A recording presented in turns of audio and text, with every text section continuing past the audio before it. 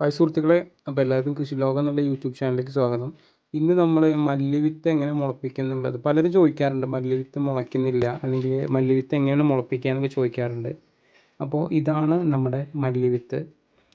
ഇത് നമ്മളെ പോട്ടി മിശ്രിതമായിട്ടുള്ള ചകിരിച്ചോറും നല്ല ഇളക്കമുള്ള മണ്ണ് വേണം. പിന്നെ പ്രത്യേകിച്ച് കല്ലും കാര്യങ്ങളൊന്നും ആവരുത്. ഉറച്ച മണ്ണിൽ വിത്ത് മുളയ്ക്കാൻ ബുദ്ധിമുട്ടാണ്. അപ്പോൾ നല്ല ഇളക്കമുള്ള മണ്ണാവാൻ നമുക്ക് ചകിരിച്ചോറ് അതേ അളവിൽ ചേർത്ത് കൊടുക്കാം. പിന്നെ വളമായിട്ട് ചാണകപ്പൊടിയും കൊടുക്കാം.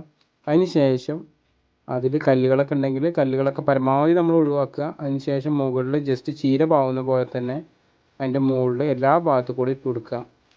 അതിന് ശേഷം നമ്മൾ കുറച്ച് പോട്ടി മിശ്രിതം ഈ വിത്തുകൾ കാണാത്ത രീതിയിൽ മാത്രം ഏറ്റവും മുകളിലായിട്ട് വളരെ കുറച്ച് മാത്രം ഇട്ട് കൊടുക്കുക. കാരണം ഓവറായിട്ട് മണ്ണ് അതിൻ്റെ മുകളിൽ ഇടാൻ പാടില്ല. കാരണം ഓവറായിട്ട് വിത്തുകൾ താഴെ പോയാൽ മുളയ്ക്കാൻ ബുദ്ധിമുട്ടാണ്. കാരണം ചെറിയ വിത്തുകളാണ്. ഇതേ രീതിയിൽ തന്നെ ചെറിയ രീതിയിൽ പോട്ടി മിശ്രിതം ഇതിൻ്റെ മുകളിലൂടെ എല്ലാ ഭാഗത്തു കൂടെയും വിത്ത് കാണാത്ത രീതിയിൽ കവർ ചെയ്യുന്ന രീതിയിൽ ഇട്ട് കൊടുക്കുക.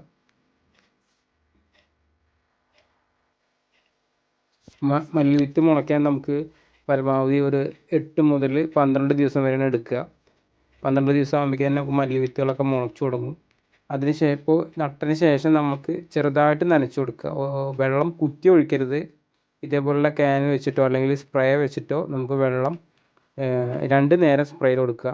അപ്പോൾ മല്ലിവിത്ത് ഏകദേശം 12 ദിവസം കഴിഞ്ഞപ്പോൾ ഇതേപോലെ കണ്ടേ മുളച്ച് വന്നിട്ടുണ്ട്.